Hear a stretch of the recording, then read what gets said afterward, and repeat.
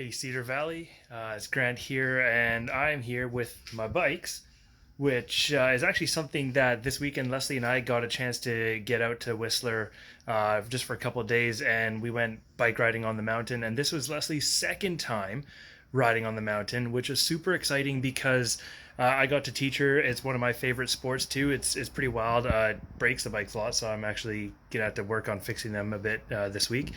But in this whole pandemic era, whatever, last 7 months, stuff like that, I had a conversation this week where the topic of coping mechanisms came up. And what Leslie and I realized is coping mechanisms, or what I call just strength mechanisms, we've been really pouring into is learning new things, setting new goals. And here's a big thing, a distinction that we're actually going to be talking about a youth group tonight too. So if any of you are watching, students coming to youth group, we're talking about the distinction between goals, because so often in our life, New Year's hits, we set up a new standard, like I want to do this and lose 10 pounds and whatnot.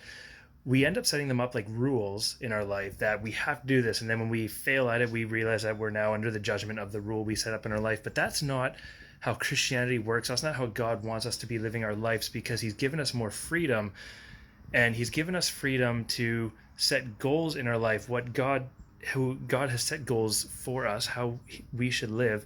And the beauty with goals is there's something that we can keep working at achieving. And when we fall short of that, right, with that's sin, missing the mark, but we still have the opportunity to keep trying to get up and reach that. So our coping mechanism has been setting goals, trying new things, trying to improve on those new things as well.